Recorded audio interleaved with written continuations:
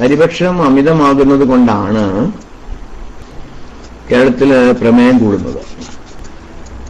ഇതൊരു രോഗത്തിന്റെ കാരണം തന്നെയാണ്. മറ്റൊന്ന് വിശ്രമമില്ലായ്മ. ചില ആളുകൾ അമിതാധ്വാനം ചെയ്യുന്നവരാണ്, അതൊരു രോഗം ഉണ്ടാക്കും. സ്ട്രെസ്, അതെ, മാനസിക സമ്മർദ്ദങ്ങൾ, അതും രോഗമുണ്ടാക്കുന്നത് തന്നെയാണ്, പ്രത്യേകിച്ച് മാനസിക രോഗങ്ങൾ. മറ്റൊരു രോഗമുണ്ടാക്കുന്ന ഘടകമാണ് നമ്മുടെ ദോഷകരമായ മാനസിക വികാരങ്ങൾ, നെഗറ്റീവ് ഇമോഷൻസ് എന്ന് പറയും. വെറുപ്പ്, അസൂയ, ദേഷ്യം, അപകർഷതാബോധം, പ്രതികാര മനസ്ഥിതി, ഇതൊക്കെ രോഗങ്ങളുണ്ടാക്കും. ഇത്തരം രോഗങ്ങൾ, പല ആളുകളെയും മെഡിക്കൽ കോളേജിൽ പോയി എല്ലാ ടെസ്റ്റും നടത്തിയാലും കാരണം ഡോക്ടർമാർ കണ്ടുപിടിക്കാൻ കഴിയില്ല. ഡിപ്രഷൻ. അത് കണ്ടുപിടിക്കാൻ കഴിയാത്ത എന്തുകൊണ്ടാണെന്ന് ചോദിച്ചാൽ, ഇങ്ങനെ ദോഷകരമായ മാനസിക വികാരങ്ങൾ മൂലമുണ്ടാകുന്ന രോഗങ്ങൾ നമ്മൾ എന്ത് ടെസ്റ്റ് നടത്തിയാലും കണ്ടുപിടിക്കാൻ കഴിയില്ല. അത്തരം രോഗത്തിന്റെ പേരാണ് സൈക്കോസോമാറ്റിക് ഡിസോർഡേഴ്സ്, മനോജന്യ ശാരീരിക രോഗങ്ങൾ, സൈക്കോസോമാറ്റിക് ഡിസീസസ്. സൈക്കോസോമാറ്റിക് ഡിസീസസ് എന്ന് പറയുന്നത്. അപ്പം സൈക്കോസോമാറ്റിക്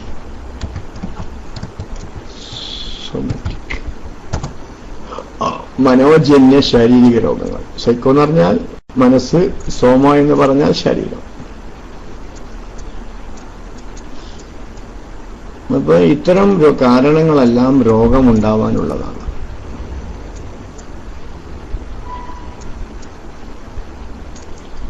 ഇനി രോഗത്തെ ചികിത്സിക്കാനുള്ള ഏറ്റവും നല്ല ചികിത്സാരീതി സൈക്കോ ന്യൂട്രീഷൻ തെറാപ്പിയാണ്.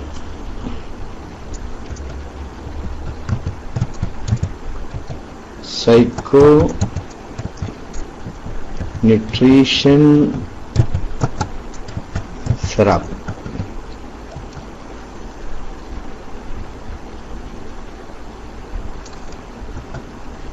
Psycho nutrition therapy. Sorry, spelling mistake ഉണ്ട്. സൈക്കോല് PSYCHO എന്നാണ്. Psycho nutrition therapy. മനസ്സ് ഉപയോഗിക്കണം, അതേ സ്ഥാനത്ത് പോഷകവുമാണ്. പല രോഗങ്ങളും ഇതുമൂലം മാറ്റാവുന്നതാണ്. That's right. Psycho nutrition therapy. That's right.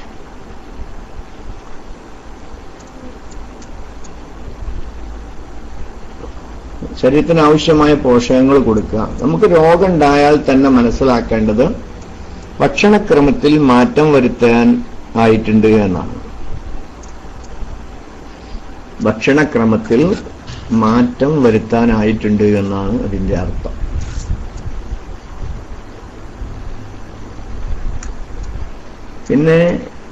പല ചികിത്സാ സമ്പ്രദായങ്ങളും വ്യത്യസ്തമായ അഭിപ്രായ വ്യത്യാസങ്ങളൊക്കെ ഉണ്ട്. അഭിപ്രായ വ്യത്യാസങ്ങളൊക്കെ ഉണ്ടെങ്കിലും പല രോഗത്തിനും പല രീതിയാണ് ചികിത്സ. ഇപ്പോ ചികിത്സയിൽ തന്നെ ഏറ്റവും നല്ലത് രോഗം വരാതെ സൂക്ഷിക്കലാണ്. ആ രോഗം ഉണ്ടാവാനുള്ള മറ്റൊരു പ്രധാനപ്പെട്ട കാരണം ഞാൻ വിട്ടു. നമ്മള് pH-ലുള്ള ഇംബാലൻസ് ആണ്. pH ഫാക്ടർ എന്ന് പറയും. pH factor. pH ഫാക്ടർ എന്ന് പറഞ്ഞാൽ എൻവയറമെന്റൽ പൊല്യൂഷൻ. അതുകൊണ്ട് പരിസര മലിനീകരണവും രോഗം ഉണ്ടാകാനുള്ള കാരണം തന്നെയാണ്.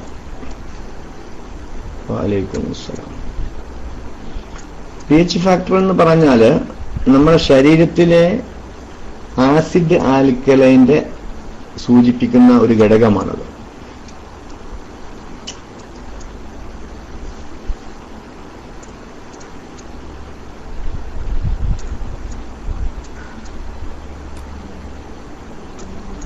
അതായത് ഇതൊരു 1 മുതൽ 14 വരെ എടുത്തുകൊണ്ട് ഇവിടെ ഒരു സ്കെയില് 1 മുതൽ 14 വരെ എടുക്കാം. നമുക്ക് വേണമെങ്കിൽ 1 മുതൽ 14 വരെ സെന്റിമീറ്ററായി സങ്കല്പിക്കാം. അപ്പം അതിന്റെ ഒരു പകുതി ആസിഡും പകുതി ആൽക്കലൈനും ആണെങ്കിൽ 7 എക്സാക്ട്ലി വിസാല ഫാമിലി അടിച്ചത് തന്നെയാണ് അതിൻ്റെത്. ആസിഡ് ആൽക്കലി ഒരു 7 ആണ്, നമ്മൾ ന്യൂട്രൽ ആണ് എന്ന് പറയാം.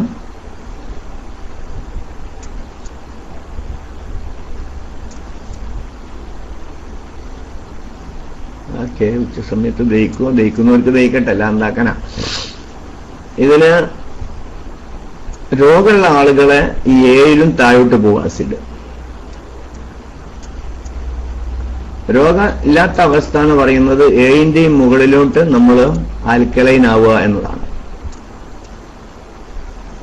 ഒരാൾക്ക് മിക്കവാറും രോഗമുണ്ട് എന്ന് പറഞ്ഞാൽ അയാള് 7ൽ താഴെ ആയിരിക്കും അയാളുടെ pH ഫാക്ടർ.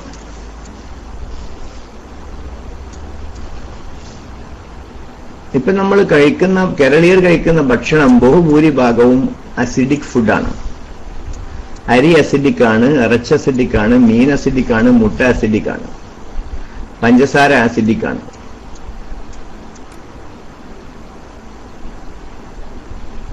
പഴം, പച്ചക്കറി ഇതെല്ലാം ആൽക്കലൈൻ ആണ്. അതാണ് പ്രകൃതി ചികിത്സയിലെ ഏറ്റവും പ്രധാനപ്പെട്ട തത്വവും. അവര് പഴത്തിലേക്കും പച്ചക്കറിയിലേക്കും പോയിട്ട് ഇപ്പോഴുള്ള അസിഡോസിസ് എന്ന് പറയും. അസിഡ് കൂടുന്ന അവസ്ഥക്ക് അസിഡോസിസ് എന്നാണ് പറയുന്നത്. അത് ഒഴിവാക്കി മറ്റ് ഭക്ഷണങ്ങൾ ചേർത്താൽ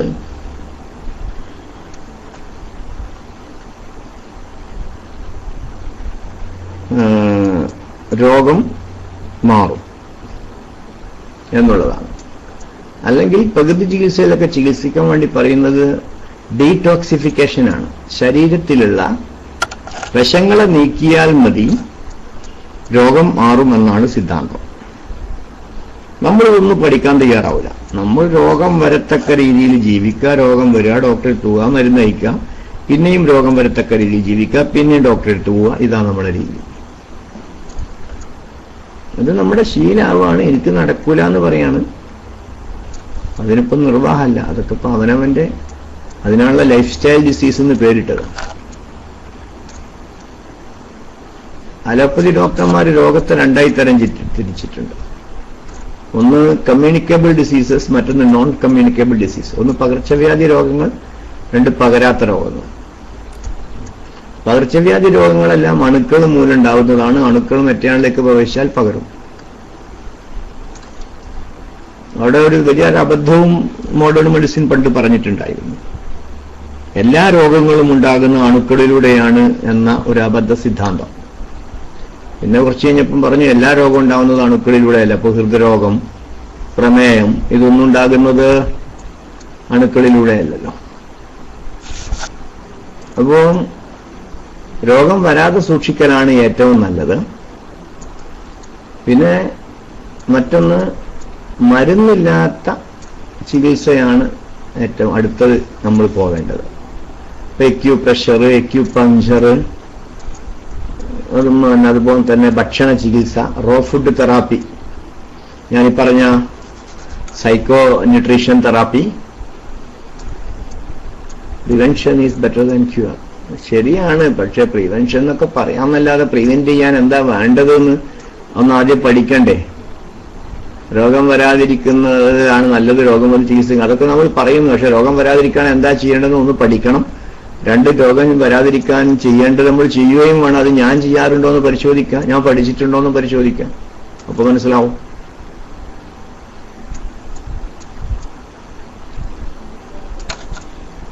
അപ്പോ പിന്നീട് മരുന്ന് കഴിക്കുകയാണെങ്കിൽ ഇംഗ്ലീഷ് അല്ലാത്ത മരുന്ന് കൊണ്ട് ചികിത്സിക്കുക.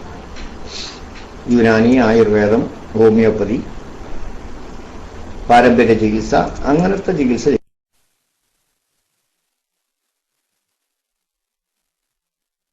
ചികിത്സിക്കാം. ഇംഗ്ലീഷ് മരുന്നിലേക്ക് പോവുക. ഇതാണ് ആരോഗ്യത്തിന് ഏറ്റവും നല്ലത്. ചികിത്സാക്രമം ഞാൻ ഒന്നുകൂടി പറയാം. 1, രോഗം വരാതെ സൂക്ഷിക്കുക. 2, മരുന്നില്ലാത്ത ചികിത്സ, അക്യൂപ്രഷർ, അക്യൂപങ്ക്ചർ, ഭക്ഷണ ചികിത്സ, ഇതിന് റോ ഫുഡ് തെറാപ്പി എന്ന് പറയും. റോ ഫുഡ് തെറാപ്പി അല്ലെങ്കിൽ സൈക്കോ ന്യൂട്രീഷൻ തെറാപ്പി.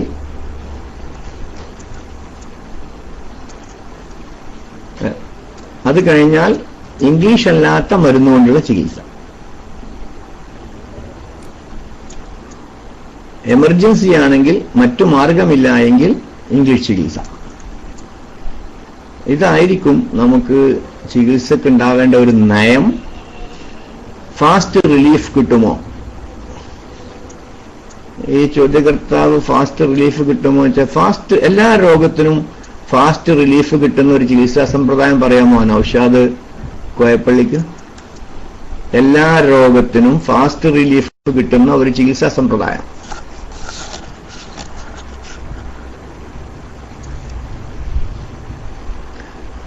അലോപ്പതിയിൽ പ്രമേയത്തിന് ഫാസ്റ്റ് റിലീഫ് ഉണ്ടോ? പ്രഷറിനുണ്ടോ? വെള്ളപ്പാണ്ടിനുണ്ടോ? ഇത് നിങ്ങൾ ഉണ്ടാക്കിയൊരു മാപ്പാണ്.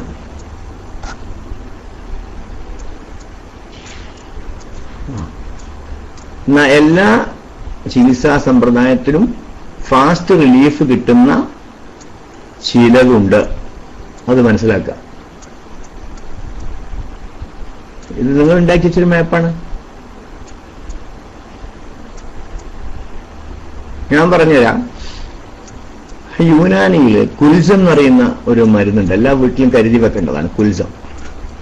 കടന്നൽ കുത്തിയാൽ അസാധ്യ വേദനയാണ്. കുൽസം 2 തുള്ളി എടുത്താൽ കടന്നൽ കുത്തിയെടുത്ത് നിങ്ങളൊന്ന് പരട്ടി നോക്കൂ.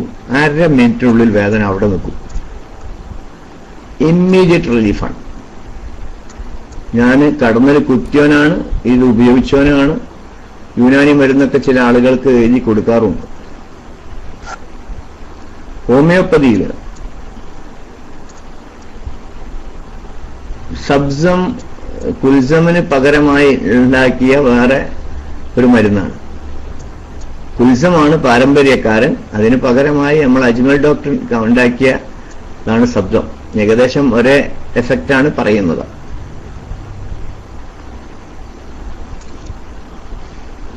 കുൽസം, കുല്ല് എന്ന് പറഞ്ഞാൽ എല്ലാം, സബ് എന്ന് പറഞ്ഞാലും എല്ലാം. സമ്മിൽ രണ്ടിലുണ്ട്. മറ്റത് അമൃതന്റേതാണ്, പേര് കേട്ട യുനാനി കമ്പനി. എല്ലാ വീട്ടിലും കരുതി വെക്കേണ്ടതാണ്. അതാ കുൽസം. That's right. അപ്പോ കുൽസം എല്ലാ വീട്ടിലും 10-20 ഉപയോഗം നടക്കുന്ന ഒരു മരുന്നാണത്. അപ്പൊ ഇതൊക്കെ നമ്മളെ ധാരണയാണ്. അത് ഹോമിയോപ്പതി അത് കുട്ടിക്കും മറ്റൊക്കെയുള്ളത്. അപ്പോൾ ഛർദിക്കുന്ന ആളുകൾക്ക് യാത്രക്കൊക്കെ പോകുന്ന സമയത്ത് ഏറ്റവും നല്ലൊരു മരുന്നാണ് ഹോമിയോപ്പതിയിലെ കോക്കുലസ്. നിങ്ങൾക്ക് ആർക്ക് വേണമെങ്കിലും കരുതി വെക്കാം കോക്കുലസ്. എല്ലാ വേദനക്കും അത് പറ്റും എന്ന് പറയുന്നില്ല. കടന്നൽ കുത്തിയതിന് പറ്റും എന്ന് ഇപ്പൊ പറഞ്ഞിട്ടുള്ളൂ. വേദനക്ക് വേറെ പല മരുന്നുകളുണ്ട്. വേദനക്കനുസരിച്ച് കടന്നൽ കുത്തിയതിന്റെ പറയുന്നത് ഇമ്മീഡിയറ്റ് റിലീഫാണ്. ഇപ്പൊ നിങ്ങൾ യാത്രക്ക് പോകുമ്പോൾ തലവേദന, ഛർദിയൊക്കെ ഉള്ള ആളുകളാണെങ്കിൽ ഈ ഹോമിയോപ്പതിയിൽ കോക്കുലസ് എന്ന് പറയുന്ന മരുന്ന്, കോക്കസ് 200 വേണം എഴുതാം. എന്നിട്ടൊരു 3 തുള്ളി അരൗൺസ് വെള്ളത്തിൽ ഒന്ന് കുടിച്ചിട്ട് യാത്ര പുറപ്പെടുന്ന സാധാരണ സ്ഥിതിയിൽ ഛർദി ഉണ്ടാവില്ല. ഏകദേശം ഇമ്മീഡിയറ്റ് റിഫിൽ ഇതാണ്. തീപ്പൊള്ളലിന് പറ്റും കുൽസം. ഇനി കുറച്ചൊക്കെ നമ്മളിത് പഠിക്കുകയാണെങ്കിൽ നമുക്കെന്താ, ഞാൻ പറഞ്ഞില്ല, ഞാൻ ഇക്കാര്യത്തിൽ നിങ്ങളോട് പറയുന്നത് മഹാത്മാഗാന്ധി പറഞ്ഞൊരു പോയിന്റ് ഉണ്ട്. നിങ്ങൾ നിങ്ങളുടെ ഡോക്ടറാവുക. നിങ്ങൾ നിങ്ങളുടെ ഡോക്ടറാവുക. പിന്നെ ഇതിനോടൊക്കെ ഓരോരുത്തർക്കും ഓരോ മനോഭാവമാണ്. എല്ലാവർക്കും ഒരേ മനോഭാവമൊന്നുമല്ല. അവനവന്റെ മനോഭാവമാണ് ഓരോരുത്തരുടെ ഉയർച്ചയും താഴ്ചയും ഒക്കെ തീരുമാനിക്കുന്നത്. ഇപ്പൊ ഞാൻ പലപ്പോഴും പറയാറുണ്ട്, വിദ്യാഭ്യാസ രംഗത്തെ നമുക്കുള്ളൊരു മാതൃകയാണ് നമ്മളെ ഡോക്ടർ ഹുസൈൻ ചുള്ളിക്കോട്. ഫോർമൽ വിദ്യാഭ്യാസം 5 വരെ 6 വരെ എത്തി, പിന്നെ സ്വന്തം പഠിച്ച് SLC എഴുതി, പിന്നെ പ്രീ ഡിഗ്രി എഴുതി, പിന്നെ BA എഴുതി, പിന്നെ MA എഴുതി, PhD എടുത്തു. ഇംഗ്ലീഷ് സുന്ദരമായി സംസാരിക്കുന്നു, ഉറുദു സുന്ദരമായി സംസാരിക്കുന്നു, അറബി സുന്ദരമായി സംസാരിക്കുന്നു. അതിപ്പോ ഓരോരുത്തരുടെ മനോഭാവമാണ്, എന്താക്കാനാ. നമ്മൾ വാസ്തവത്തിൽ നമ്മുടെ കഴിവിന്റെ 10% താഴെ ഉപയോഗിക്കുന്നുള്ളൂ, ബാക്കിയുള്ളത് വെറുതെ പാഴാക്കി കളിയാണ്. ഭൂരിഭാഗം ആളുകൾ സമയം പാഴാക്കാന്ന് ഹദീസിലും വന്നതല്ലേ. ഹദീസിൽ വന്നതുകൊണ്ട് നമ്മളിപ്പോൾ അത് പരിശോധിക്കുക. ഞാൻ സമയം പാഴാക്കാറുണ്ടോ എന്ന് പരിശോധിച്ചവർ എത്ര പേരുണ്ട്? സമയം പാഴാക്കാത്തവർ എത്ര പേരുണ്ട്? സമയം പാഴാക്കാറുണ്ടോ എന്ന് പരിശോധിച്ചവർ എത്ര പേരുണ്ട്? ഞാൻ നോക്കാറില്ല. അതൊക്കെ തന്നെയാണ് പ്രശ്നമുള്ളത്. ലോകത്ത് അള്ളാന്റെ ഔലിയാക്കന്മാർക്കും കോടീശ്വരന്മാർക്കും ശാസ്ത്രജ്ഞന്മാർക്കും എല്ലാവർക്കും ഉള്ളത് 24 മണിക്കൂർ തന്നെയാണ്. ഭൂരിഭാഗം ആളുകൾ സമയം പാഴാക്കാണെന്ന് ഹദീസിൽ വന്നതുമാണ്. നമ്മളിതിങ്ങനെ കേൾക്കും. കേൾക്കുന്നത് എന്തിനാണ്? സമയം സുഖകരമായി പോയി കിട്ടാൻ.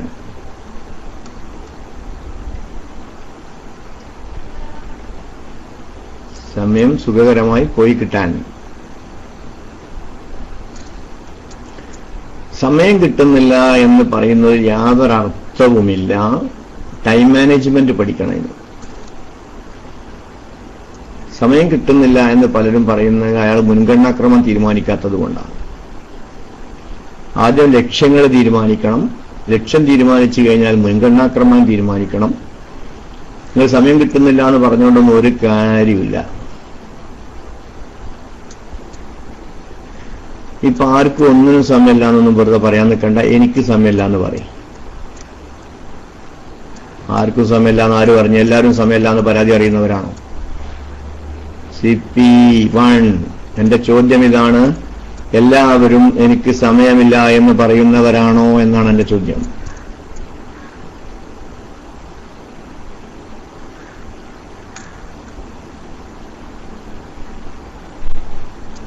നോ. യെസ്. ഓരോരുത്തരുടെ മാപ്പാണ്. കൂടുതൽ ആൾക്കും ഇപ്പോൾ അങ്ങനെയാണ് പറയൽ. റൈറ്റ്. കൂടുതൽ ആളുകൾ പറയുന്ന പല രീതിയും തെറ്റന്നല്ലേ. കൂടുതൽ ആളുകൾ പറയുന്നത് എന്താണ്? നമ്മൾ സമൂഹത്തിൽ നിന്നാണ് ഭാഷാ ശൈലി പകർത്തുന്നത്. അത് മനസ്സിലാക്കിക്കോളൂ. നമ്മൾ സമൂഹത്തിൽ നിന്ന് ഭാഷ പകർത്തുന്നു, അതേ ഭാഷ അങ്ങനെ തന്നെ പറയുന്നു. ശരിയല്ലേ? സമൂഹം എന്താണോ പറയുന്നത് ആ ഭാഷകൾ പകർത്തി പറയാണ്. ഇവിടെയാണ് വ്യക്തിത്വ വികസനത്തിൽ നമ്മൾ പറയാറുണ്ട്, mind your language, edit your language. വ്യക്തിത്വ വികസനത്തിൽ ഒരു പ്രധാന തത്വമാണ് mind your language and edit your language and think before you speak. സംസാരിക്കുന്നതിന് മുമ്പ് ചിന്തിക്കുക. സുഖത്ത് പറയാന്നുണ്ടാവുള്ളൂ. നമ്മളതെന്താണ്? നമ്മളെ ഭാഷ എഡിറ്റും ചെയ്യൂല, സംസാരിക്കുന്നതിന് മുമ്പ് ചിന്തിക്കൂല, ഒരു വസ്തുവും ചെയ്യൂല.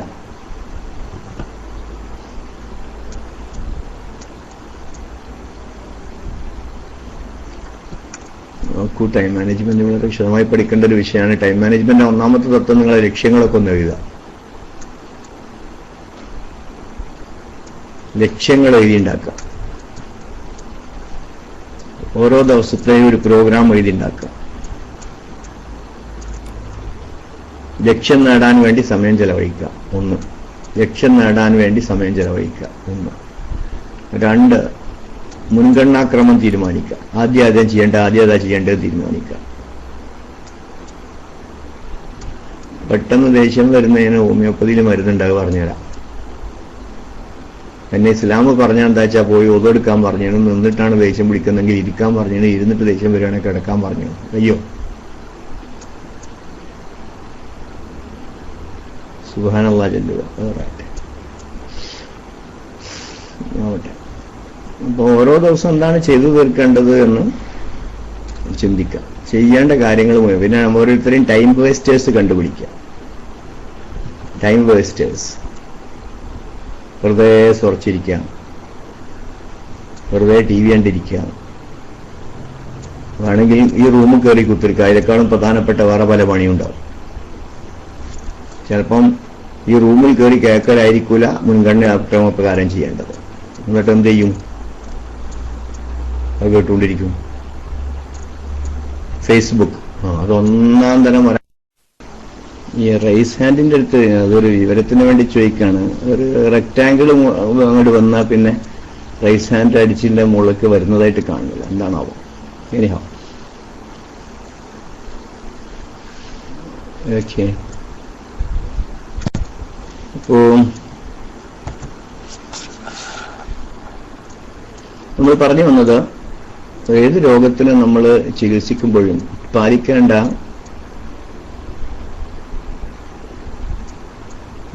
ഒരു രീതിയാണ് പറയുന്നത്.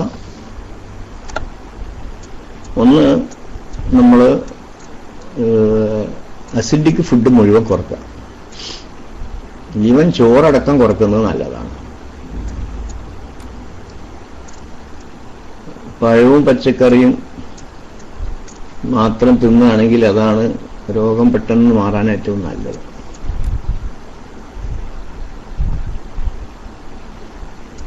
പിന്നെ ഇതുപോലെ തന്നെ അമിതമായി വയറ് നിറക്കാതിരിക്കലാണ്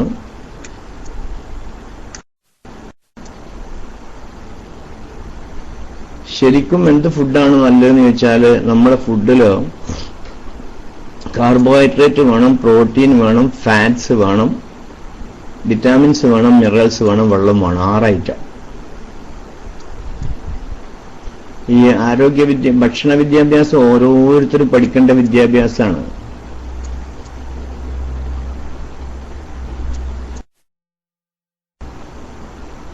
കാർബോഹൈഡ്രേറ്റ് അത് കാര്യമായിട്ട് ധാന്യങ്ങളിലാണ് കാണും.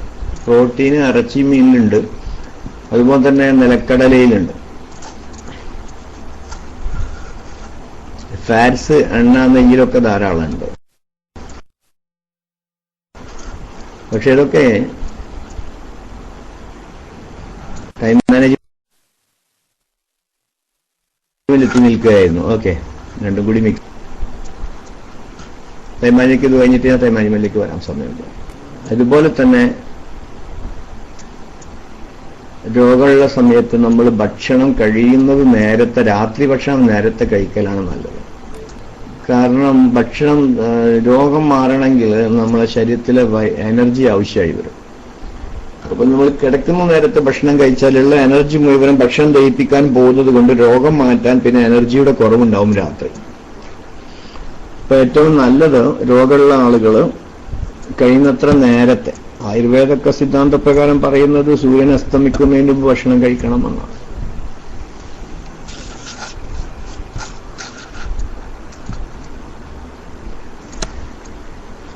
അതാണ് ഒന്ന് ചെയ്യാനുള്ളത്. പിന്നെ ആൽക്കലൈൻ ഫുഡ് കൂട്ടുക.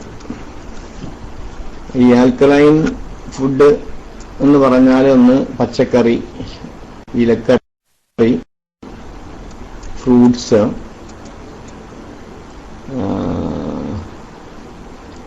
പിന്നെ സ്പൈറുലിന എന്ന് പറയുന്ന ഒന്ന് മെഡിക്കൽ ഇതൊക്കെ കിട്ടുന്നതാണ്. ഇത് ഒരു സൂപ്പർ ഫുഡാണ് സ്പൈറുലിന. പല മെഡിക്കൽ കമ്പനികളും ഇറക്കുന്നുണ്ട്. അത് കഴിക്കാം. ഈ ബഹിരാകാശത്തേക്കൊക്കെ പോകുന്ന ആളുകൾ സ്പൈറുലിനയാണ്. ഇതൊരു ഫുഡ് സപ്ലിമെന്റ് ആണ്, മരുന്നല്ല. ഇതുപോലെ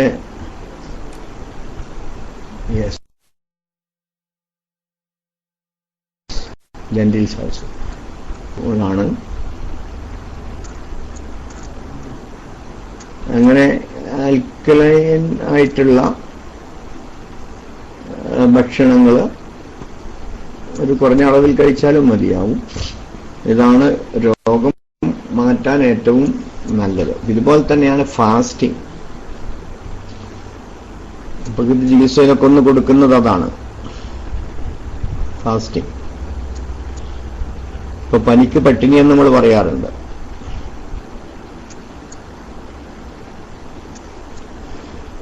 ഈ മൊത്തത്തിൽ കഴിക്കാൻ പറ്റിയതെന്ന് വെച്ചാൽ ഭക്ഷണം ബാലൻസ്ഡ് ആക്കുക എന്നതാണ് ഇതിലാകെ ചെയ്യാനുള്ളത്. പലപ്പോഴും പറയാറുണ്ട് ക്ലാസ്സിൽ, ഭക്ഷണം നമ്മളുടെ സന്തുലിതമായിരിക്കണം, ബാലൻസ്ഡ് ആയിരിക്കണം. നമ്മുടെ വ്യക്തിത്വം ബാലൻസ്ഡ് ആയിരിക്കണം, വിദ്യാഭ്യാസം ബാലൻസ്ഡ് ആയിരിക്കണം. നമ്മൾ ഈ മൂന്ന് ബാലൻസ്ഡ് അല്ല. ഭക്ഷണത്തിൽ ഇതാണ് ഞാൻ പറയുന്നത്. അതിൽ carbohydrate, protein, fats, vitamins, minerals, വെള്ളം ഇതുണ്ടായിരിക്കണം. അപ്പം കുറച്ച് ചോറ് ഏതായാലും വേണം. പക്ഷെ അത്ര തന്നെ പഴവും പച്ചക്കറിയും നിത്യഭക്ഷണത്തിൽ ഉൾപ്പെട്ടിരിക്കണം. പഴം നമ്മളൊരു ഹരത്തിനും സുഖത്തിനും വേണ്ടി എപ്പോഴെങ്കിലും വാങ്ങി കഴിക്കലാണ്. അത് പോരാ, കാര്യമായിട്ട് തന്നെ ഫ്രൂട്ട്സ് ഉൾപ്പെടുത്തേണ്ടതാണ്. സാധാരണക്കാർക്ക് അതൊന്നും അറിയില്ല. എന്തേ അറിയാതെ പോയത്? നമ്മുടെ വിദ്യാഭ്യാസത്തിന്റെ പോരായ്മ.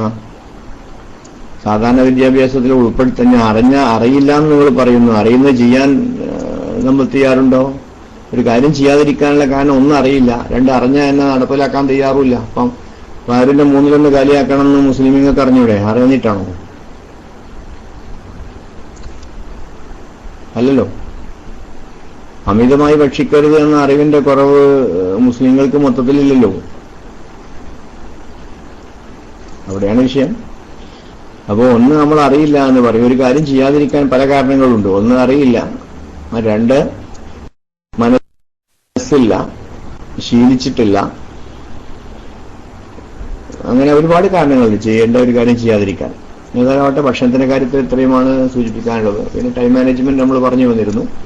ടൈം മാനേജ്മെന്റ് ലക്ഷ്യങ്ങൾ എന്താ എഴുതുക, അതാന്തത്തെ പ്രോഗ്രാം ഉണ്ടാക്കുക. പിന്നെ നമ്മളെ ടൈം വേസ്റ്റേഴ്സ് ഏതാണ്ട് പരിശോധിക്കുക. ടൈം വേസ്റ്റേഴ്സ് എന്നതിന് പറയാം. ഓക്കെ, ശരി. അപ്പൊ ഓരോരുത്തർക്കും ഒരുപാട് ടൈം വേസ്റ്റേഴ്സ് ഉണ്ട്. കണ്ടമാനം സൊറ പറഞ്ഞിരിക്കുക, വെറുതെ ചർച്ച ചെയ്തുകൊണ്ടിരിക്കുക,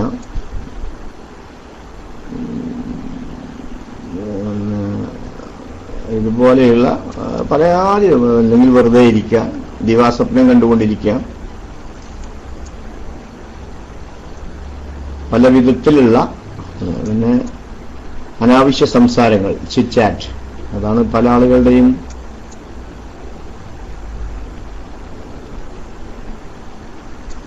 രീതി. അപ്പൊ ടൈം വേസ്റ്റേഴ്സ്.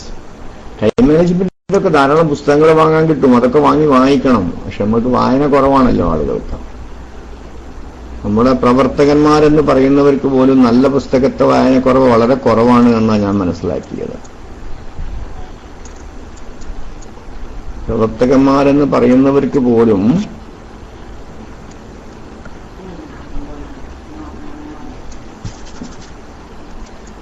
നല്ല പുസ്തക വായന മൊത്തത്തിൽ കുറവാണ്.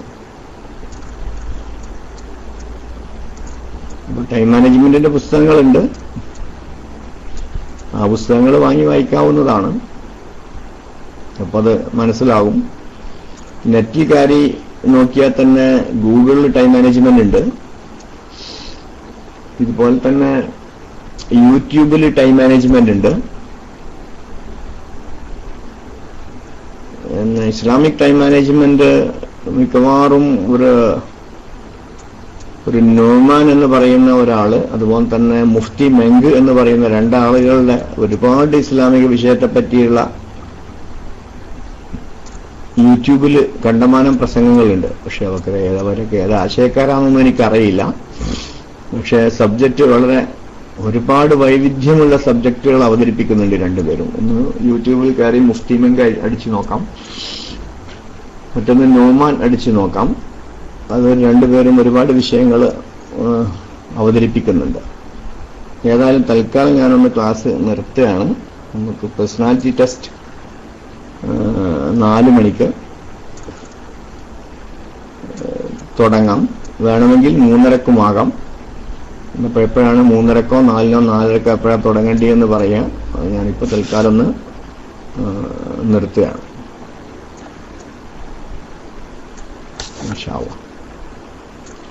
ഞാൻ തൽക്കാലം മൈക്ക് റിലീസ് ചെയ്യുന്നു. എപ്പോഴാണ് ഇത് തുടങ്ങേണ്ടത് എന്ന് പറയാം. 3:30.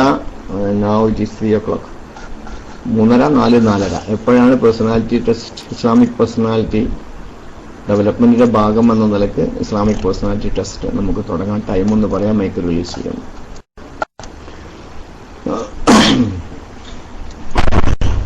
ശരിക്കും ഇത് നിർദ്ദേശിക്കുന്നത്, ഞാനപ്പോൾ അത് രണ്ടും കൂടി ആക്കിയതാണ്. സൈക്കോളജിസ്റ്റുകൾ നിർദ്ദേശിക്കുന്നത്, ഒരു വിഭാഗം സൈക്കോളജിസ്റ്റുകളുണ്ട്, അവർ ശാരീരിക രോഗങ്ങളടക്കം മനസ്സുകൊണ്ട് മാറ്റാമെന്ന് പറയുന്നവരാണ്.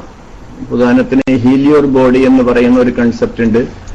ലൂയി ഹെ, വേണേ നെറ്റിൽ നിന്ന് കടിച്ചു നോക്കിയാൽ കാണാം. ഹീലിയോർ ബോഡി വളരെ വ്യത്യസ്തമാണ്. അവർ പറയുന്നത് എല്ലാ ശാരീരിക രോഗങ്ങൾക്കും ഒരു മാനസികമായ കാരണമുണ്ട് എന്നാണ്. അപ്പോൾ മനസ്സിനെ ചികിത്സിച്ചുകൊണ്ട് തന്നെ പല ശാരീരിക രോഗങ്ങളും മാറ്റാവുന്നതാണ് എന്ന് അദ്ദേഹം പറയുന്നു.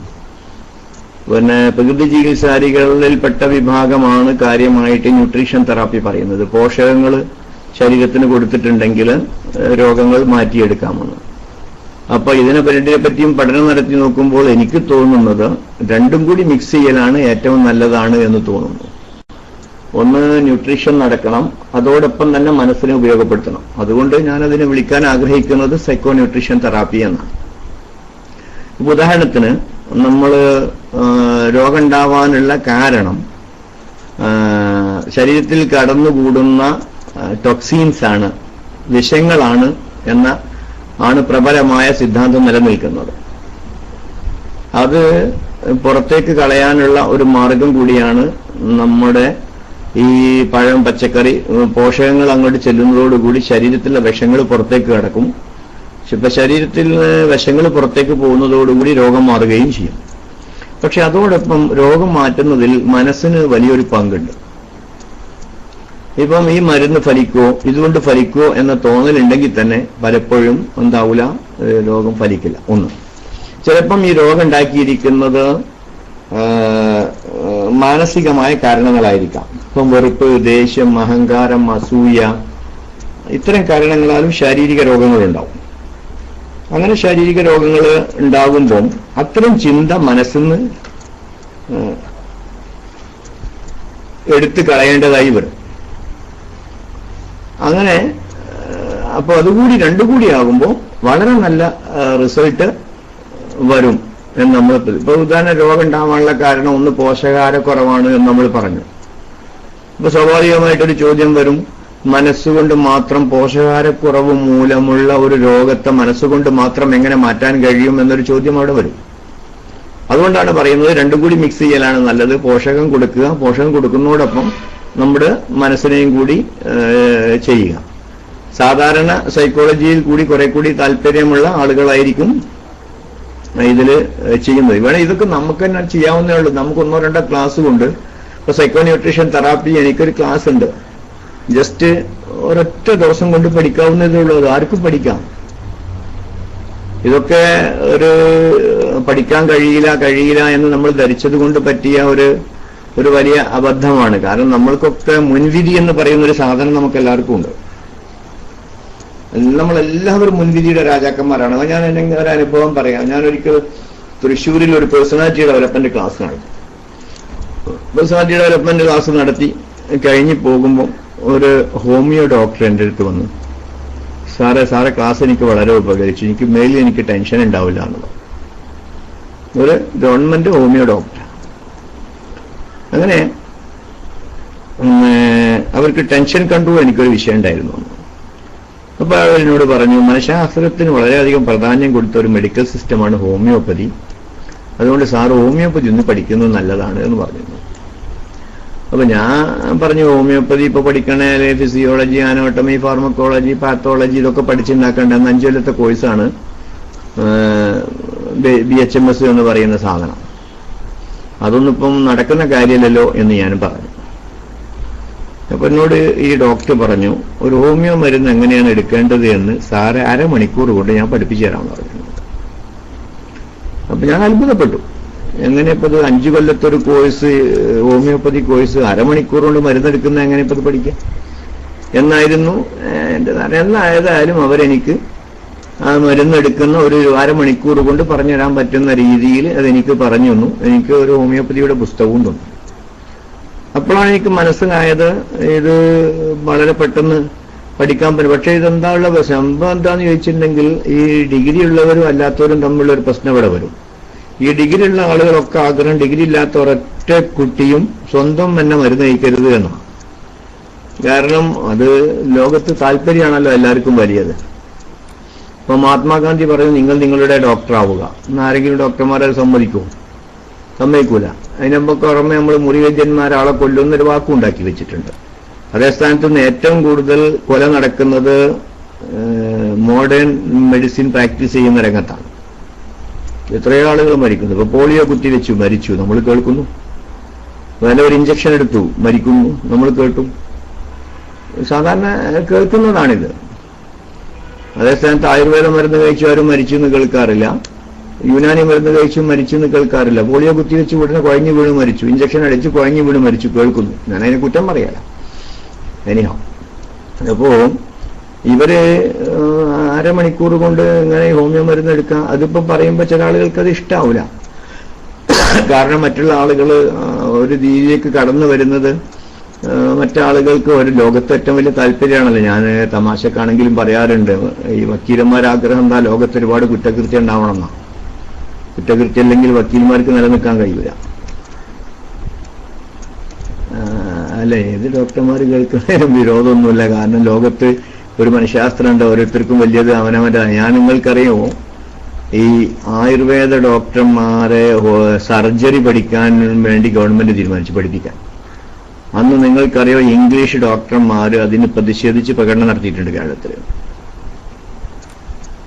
അതായത് ആയുർവേദക്കാരോ അല്ലേ ഹോമിയോപ്പതിക്കാരെയോ സർജറി പഠിപ്പിക്കാൻ പാടില്ല എന്ന് അലോപ്പതിക്കാരൻ പറയുന്നുണ്ട്. അത് അവരെ മാത്രം ആവേണ്ടതാണോ? ആയുർവേദക്കാരനോ ഹോമിയോപ്പതിക്കാരനോ സർജറി പഠിച്ചാൽ മറ്റവനെന്താ അവന്റെ കേസ് പറയുന്നത് പേടി. അത്രേ ഉള്ളൂ. അത് വ്യാഖ്യാനിക്കാൻ പ്രയാസമൊന്നുമില്ല. അതിപ്പോ അതവിടെ നിൽക്കട്ടെ. ഇപ്പോ ഒരാള് ഒരു മെഡിക്കൽ ഷോപ്പ് ഇട്ടു, അതിന്റെ തൊട്ടടുത്തൊരു മെഡിക്കൽ ഷോപ്പ് വരുന്നത് മറ്റേയാൾക്ക് ഇഷ്ടമുണ്ടാവില്ല. അയാളെ കച്ചവടത്തെ പ്രതികൂലമായി ബാധിക്കൂലേ? ഇനി നമ്മളിതൊക്കെ പറഞ്ഞാലും ആളുകള് രോഗം ഉണ്ടാവുന്ന കോലത്തിലേ ജീവിക്കുള്ളൂ. മെഡിക്കൽ സയൻസ് വളരാണ്, അതിലും ശക്തിയിലാണ് രോഗം വളരുന്നത്. ഇത് നിഷേധിക്കാൻ ആർക്കും കഴിയില്ലല്ലോ. മെഡിക്കൽ സയൻസിനേക്കാളും ശക്തിയിലാണ് രോഗം വളരുന്നത്. അല്ല, അത് അത്രയേ ഉള്ളൂ. പിന്നെ തത്വവും താല്പര്യം തമ്മിൽ വിരുദ്ധം വന്നാൽ മൊത്തത്തിൽ പൊതുവിൽ ആളുകൾ മുൻതൂക്കം കൊടുക്കുന്നത് താല്പര്യത്തിനായിരിക്കും. യെസ്, യാതൊരു അഭിപ്രായ വ്യത്യാസം കാണണ്ട. ഞാൻ വേണപ്പോൾ ഒരു ഉദാഹരണം പറഞ്ഞുതരാം നിങ്ങൾക്ക്. ഇപ്പൊ കേരളത്തിൽ പുതിയ ലോക്സഭാ ഇലക്ഷൻ വരാൻ പോവാണ്. എന്നോട് ഒരാൾ ചോദിച്ചു, എന്താ നമ്മളെ നയം എന്ന്. നീ പറയും എന്തായിരിക്കും നമ്മളെ നയം? ചില മണ്ഡലത്തിൽ നമ്മളെ ചില സ്ഥാപനങ്ങളെയോ നേതാക്കന്മാരെയോ സഹായിച്ച ചില MP-മാരുണ്ടെങ്കിൽ അവരെ താല്പര്യം എന്തായിരിക്കും? കണ്ടോ, CPM നടിച്ചിരിക്കുന്നു. എല്ലായിടത്തൊന്നും CPM നടക്കൂല. രണ്ടും ഉണ്ട്. കഴിഞ്ഞ ഇലക്ഷനിൽ നടന്നിട്ടില്ല, നമുക്കറിയാം. കണ്ണൂരിലെ ചില മണ്ഡലത്തിലേക്കൊന്നും UDF നന്ദി തന്ന പ്രവർത്തകന്മാരോട് തല്ലിട്ടു. യെസ്, അന്തേ കേരളത്തിലെ എല്ലാ നമ്മുടെ പ്രവർത്തകന്മാർക്കും ഒരു കക്ഷിക്ക് വോട്ട് ചെയ്യണമെന്നൊരേ അഭിപ്രായം ഇല്ലാതായിപ്പോയി. അത് ആ പ്രദേശത്ത് ചിലപ്പം ഒരു MLA ഒരു MP-യോ ഒരു പക്ഷേ അവരുടെ സ്ഥാപനത്തെ സഹായിച്ചിട്ടുണ്ടെങ്കിൽ സ്വാഭാവികമായിട്ടും അതിനനുസരിച്ച് ഒരു നയം അവിടെയുള്ള ലോക്കൽ നേതാവ് എടുക്കേണ്ടി വരും. അതിനൊന്നും ഇപ്പൊ അത്ഭുതമുള്ളൊന്നുമില്ല. നമ്മെ സഹായിക്കുന്നവരെ സഹായിക്കുന്ന ആരാണ് നമ്മള്?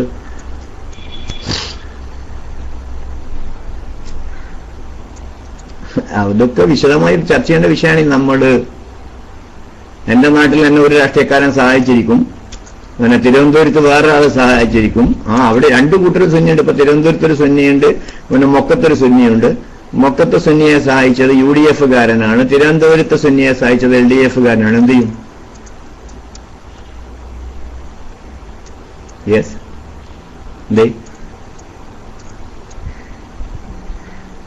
ഞാൻ സ്ഥാപിക്കാൻ ശ്രമിച്ചതാണ്. തത്വവും താല്പര്യവും തമ്മിൽ വിരുദ്ധം വന്നാൽ പൊതുവിൽ ആളുകൾ, പൊതുവിൽ ഞാൻ പറയുമ്പോൾ ഒറ്റപ്പെട്ട ആളുകൾ അതിന് ഒഴിവുണ്ട് എന്നർത്ഥം. പൊതുവിൽ. ഇപ്പതാ ഇക്കൊല്ലത്തെ ഈ വരാൻ പോകുന്ന വഖഫ് ബോർഡിൽ നമ്മുടെ ഒരു പ്രതിനിധി പോലുമില്ല. ഒരു പ്രതിനിധി പോലുമില്ല. എന്തായിരിക്കണം നയങ്ങൾ പറയും? നമ്മുടെ സുന്നിയുടെ ഒരു പ്രതിനിധി പോലും പുതിയ വഖഫ് ബോർഡിൽ ഇല്ലാതിരിക്കാൻ എന്താ കാരണം? ആരാണ് ഉത്തരവാദി?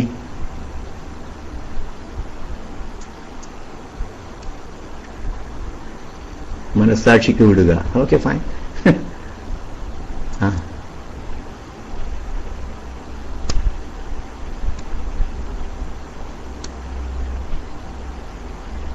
ഒരേ പാർട്ടി തന്നെ. ഇപ്പൊ ഞാൻ പറയുന്നത് മൊത്തത്തിൽ നമ്മുടെ എല്ലാവരുടെയും പ്രശ്നം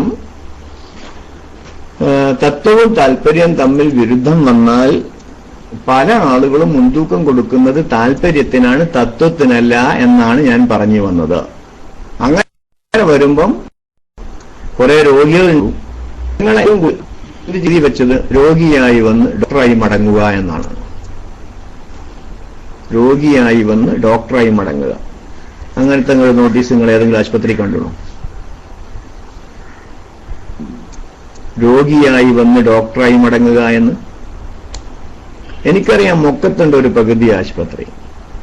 അവിടെ എന്നും വൈകുന്നേരം ആരോഗ്യ ക്ലാസ്സാണ്. രോഗത്തിന് ചികിത്സിക്കാൻ വന്ന ആളെ ചികിത്സിച്ച് വിട്ടാൽ പോരാ അവിടുന്ന്. എന്തുകൊണ്ടാണ് രോഗം വരുന്നത്?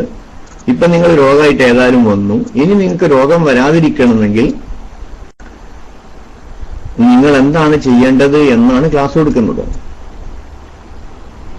ഒരുപക്ഷെ ആളുകളെ രോഗത്തുനിന്ന് രക്ഷിക്കണം, രോഗം വരാതിരിക്കണം എന്ന് ആഗ്രഹിക്കുന്ന വിഭാഗം ചികിത്സാരികൾ ഞാൻ മനസ്സിലാക്കിയിടത്തോളം പകുതി ചികിത്സാരികളാണ്.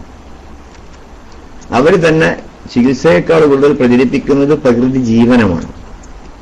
പലർക്കും പ്രകൃതി ജീവനത്തോട് വെറുപ്പാണ്. അത് ഒരുപാട് പോയി അവിടെ കിടക്കേണ്ടി വരും, പട്ടിണിടലാണ്. മുൻവിധി എന്ന് പറയുന്ന ഒന്നുണ്ട് എല്ലാവരും മനസ്സിലാക്കുക. അതായത് കാര്യങ്ങൾ പഠിക്കാതെ ധാരണയിലെത്തുക, അതാണ് മുൻവിധി. ഇതൊന്നും ആർക്കും രക്ഷപ്പെടാൻ കഴിയില്ല. ഞാനും നിങ്ങളൊന്നും രക്ഷപ്പെടില്ല. കാരണം പല കാര്യങ്ങളും നമ്മൾ പഠിച്ചിട്ടില്ല, വേണ്ടത്ര പഠിച്ചിട്ടില്ല. പഠിക്കാത്തതിനെ പറ്റിയൊക്കെ നമുക്ക് ധാരണയുണ്ട്. താനും ഉണ്ടല്ലേ? പഠിക്കാത്തതിനെ പറ്റി പഠിക്കുകയും അല്പം പഠിച്ചതിനെ പറ്റിയും ഒക്കെ നമുക്ക് എല്ലാവർക്കും ധാരണയുണ്ട്. ശരിയല്ലേ?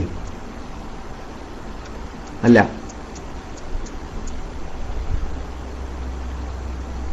എല്ലാം ബിസിനസ്സും അല്ലേ? ഈ എല്ലാം ബിസിനസ് അല്ല. ബിസിനസ് ഉള്ളതുകൊണ്ട് ബിസിനസ് അല്ലാത്തതുകൊണ്ട്. എല്ലാം ബിസിനസ്സും അല്ലേ? ഇനി ഞാൻ ചോദിക്കട്ടെ, ബിസിനസിന്റെ അർത്ഥം എന്താ? ഞാൻ ബിസിനസ് ഒന്ന് ചർച്ച ചെയ്ത് നോക്കും. നമ്മള് ബിസിനസ് എന്ന് പറഞ്ഞാൽ എന്താ? ബിസിനസ് എന്ന് പറഞ്ഞാൽ ഞാൻ പഠിച്ച നിർവചനം, ബിസിനസ് പറഞ്ഞാൽ കച്ചവടം. അതതിന്റെ ഭാഷാർത്ഥാണ്. അതിന്റെ സാങ്കേതിക അർത്ഥം പറയും. നമ്മൾ കിതാബോജിയിൽ പറയല്ലോ, ലോകത്തൻ വസ്തിരാഹൻ, literal meaning and technical meaning. മുതലൊരുക്കി ലാഭമുണ്ടാക്കുക. ഓക്കെ, ഞാൻ പറയാം. ആവശ്യങ്ങളുടെ കൈമാറ്റമാണ് കച്ചവടം എന്ന് പറയുന്നത്.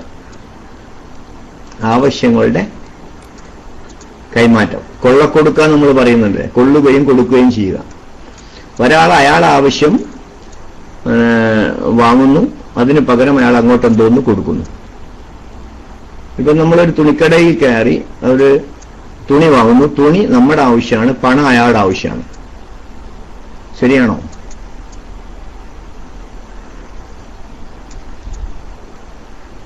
ആവശ്യങ്ങളുടെ കൈമാറ്റം.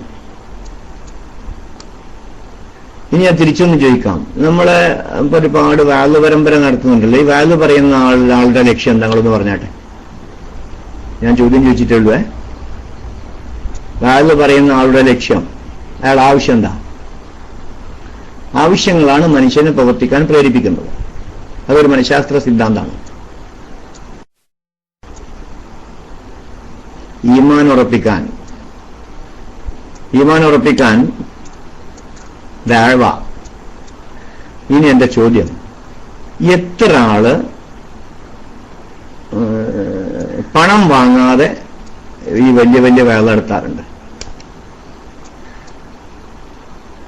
ഞാൻ ചോദിക്കുന്നുള്ള എന്റെ സ്ഥിര കണക്കൊന്നുമില്ല. No one, no one. Yes, ചുരുക്കം. ഇതായിരിക്കും ശരി. ദഅവ മാത്രമാണ് ലക്ഷ്യമെങ്കിൽ ദഅവ തേടി പോയാൽ പോരെ.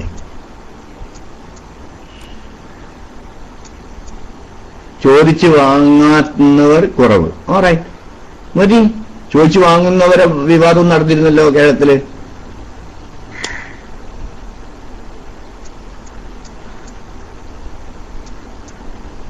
ഓക്കെ, ബൈലക്സിലെ ഉസ്താദുമാർ അഗ്രീഡ്, 100% സംഭവിച്ചു. 100% സംഭവിച്ചു. പക്ഷേ ഉണ്ടല്ലോ, ഇവിടെയാണ് ഈ പൊതുവൽക്കരണത്തെ നമ്മൾ മനസ്സിലാക്കേണ്ടത്.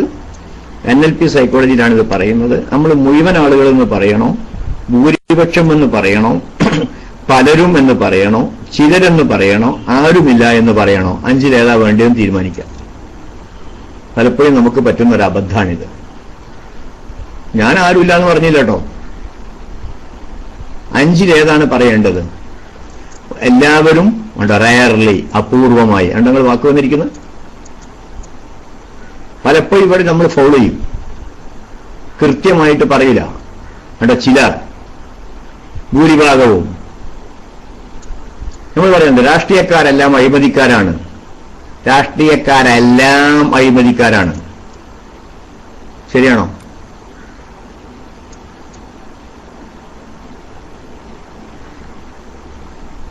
ഇനിയിപ്പോ എന്റെ അവസ്ഥ ചോദിച്ചിരുന്നു, തന്നാ വാങ്ങും, ദാറ്റ്സ് ഓൾ.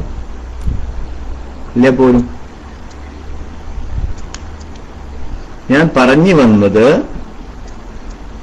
കച്ചവടമെന്ന് പറഞ്ഞാൽ ആവശ്യങ്ങളുടെ കൈമാറ്റമാണ് എന്നാണ്.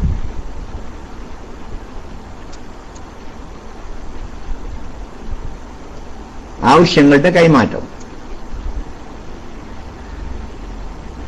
ആവശ്യങ്ങളുടെ കൈമാറ്റം. ആവശ്യങ്ങൾ മനുഷ്യനാകെ ഉള്ളത് ആവശ്യങ്ങളാണ്. ചിലർ, പലർ, നോവൺ. ആളെന്നും പറയാം, എല്ലാവരും പറയാം. ഇതിൽ ഏതാണ് എന്നത് ഒന്ന് കൃത്യമായിട്ട്, ചിലത് നമുക്ക് കൃത്യമായി പറയാൻ കഴിയില്ല. കാരണം നമ്മുടെ അടുത്ത് സ്ഥിരക്കണക്കുണ്ടാവില്ല. സ്ഥിരക്കണക്കില്ലാതെ പിന്നെ നമ്മൾ പറയുന്നത് വെറും അഭിപ്രായമായിരിക്കും. അഭിപ്രായങ്ങൾ വസ്തുതകളായിക്കൊള്ളണം എന്നില്ല. അഭിപ്രായം വസ്തുതകളായിക്കൊള്ളണം എന്നില്ല. ആവാം, അത്രേ ഉള്ളൂ. ഇനിയിപ്പോ നോക്കൂ, നമ്മൾ ഇബാദത്തിന്റെ കാര്യം എടുക്കാം. നമുക്ക് സ്വർഗം വേണം. സ്വർഗം കിട്ടണമെങ്കിൽ അള്ളാഹ്ക്ക് എന്ത് കൊടുക്കണം? ഒന്നടിച്ചാട്ടെ. നമുക്ക് സ്വർഗം കിട്ടണേ അള്ളാഹ്ക്ക് എന്ത് കൊടുക്കണം?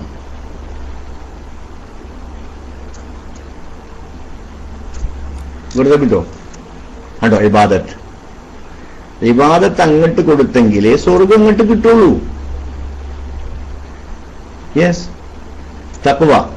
ഓക്കെ, തഖ്വ ഇബാദത്തുമായിട്ട് വളരെ അടുത്ത ബന്ധമാണ്. തഖ്വക്ക് തന്നെ ഒരുപാട് അർത്ഥങ്ങളുണ്ട്.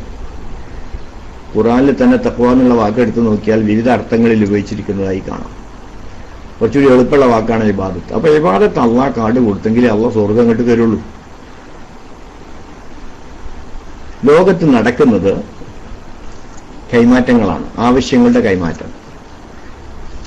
അതേ സ്ഥാനത്ത് ആവശ്യങ്ങളുടെ കൈമാറ്റം ഇല്ലാതെ ഇപ്പൊ ഇബാദത്ത് എന്ന് പറയുമ്പോഴും അവിടെയും ഒരാവശ്യമുണ്ട്.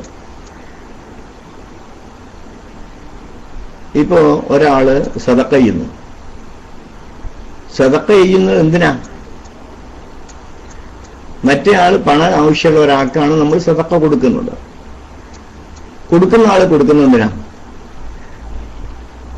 കൊടുക്കുന്നത് അയാൾക്ക് ഇബാദത്താകാൻ വേണ്ടിയിട്ടാണ്. റിയാലിന് വേണ്ടി കൊടുക്കുന്നവരും ഉണ്ടായേക്കാം. ശരിയല്ലേ? ശരിയാണോ അല്ലേ? എന്തായാലും ഒന്നും അടിക്കാത്ത? നിങ്ങൾക്ക് അഭിപ്രായം അടിക്കാം.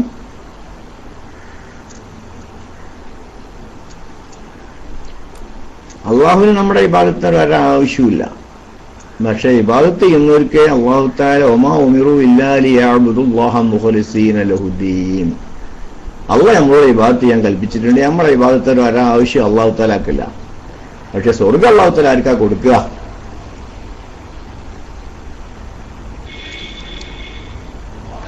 നമുക്ക് സ്വർഗം വേണോ? ഇബാദത്ത് ചെയ്യേണ്ടി വരും. അള്ളാഹു തആലാക്ക് പിന്നെ ഇബാദത്ത് ചെയ്യാത്തവർക്കും സ്വർഗം കൊടുക്കണം. അത് ബിസിനസ് ആണെന്ന് ഞാൻ പറയുന്നില്ല. ബിസിനസ് ആണ് എന്ന് ഞാൻ പറയുന്നില്ല. ഇനിയിപ്പോ എല്ലാ കാര്യത്തിലും എല്ലാ സിഫത്തും ഒക്കൂല. ഏതായാലും നമുക്ക് സ്വർഗം വേണോ വേണ്ടേ? സ്വർഗത്തിന്റെ ആവശ്യമുണ്ടോ അല്ലേ? സ്വർഗത്തിന്റെ ആവശ്യമുണ്ടോ അല്ലേ? വേണം. സ്വർഗം അല്ലാഹു തആല വെറുതെ തരുമോ? വെറുതെ തരും. ഇബാദത്തില്ലാതെ അല്ലാഹു തആല സ്വർഗം തരുമോ? ഏതായാലും ചിന്തിക്കാം. ഞാനിപ്പോ ഒരു ചെറിയ ചിന്ത ഇങ്ങനെ പറഞ്ഞതാണ്.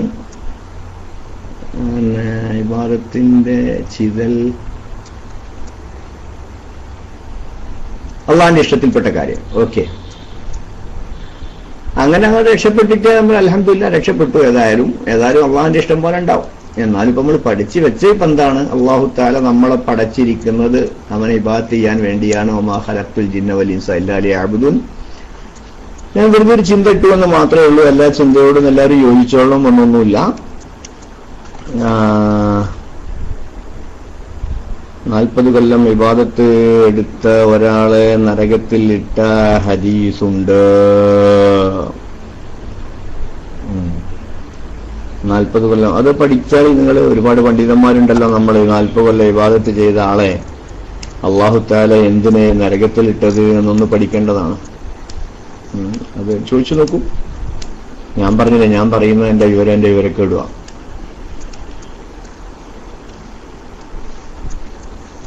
നമ്മളെല്ലാവരിടത്തും വിവരമുണ്ട്, വിവരക്കേടുണ്ട്. തഖ്വ വേണം. ഓക്കെ, ഏതായാലും ഇബാദത്തിന് ഒരു ഷർത്തുണ്ട്. അതിന് ഇഖ്ലാസ് വേണം എന്നൊരു ഷർത്തുണ്ട്. ഇഖ്ലാസ് ഇല്ലാത്തതൊന്നും അല്ലാഹു സ്വീകരിക്കില്ല. ഇഖ്ലാസ് ഇല്ലാത്ത ഇബാദത്ത് ചെയ്യൽ കുറ്റാണ്. ഇബാദത്തിൽ അയാൾ അഹങ്കരിച്ചത് കൊണ്ട്. കണ്ടോ? യെസ്,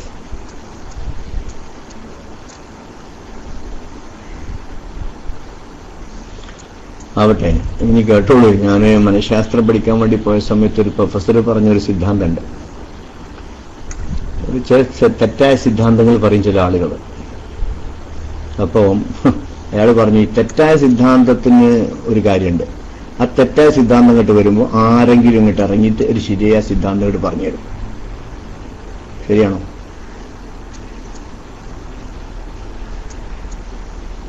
ഇപ്പൊ നോക്കൂ, 40 കൊല്ലം ഇബാദത്ത്, 400 കൊല്ലം ഇബാദത്ത് ചെയ്താൽ നരകത്ത് പോകാൻ എന്തായിരുന്നു കാരണം? എനിക്കറിയില്ലായിരുന്നു. ഒരു പക്ഷെ ഞാനൊരു വിഡിത്തം പറഞ്ഞുകൊണ്ട് എന്തായി, അതിനെപ്പറ്റി ഇപ്പൊ ഒരു അറിവ് കിട്ടി. അതെ, അതായത് റബ്ബ് കാക്കട്ടെ, ആമീൻ. ഓറൈറ്റ്, ഞാൻ അവസാനിപ്പിക്കുകയാണ്.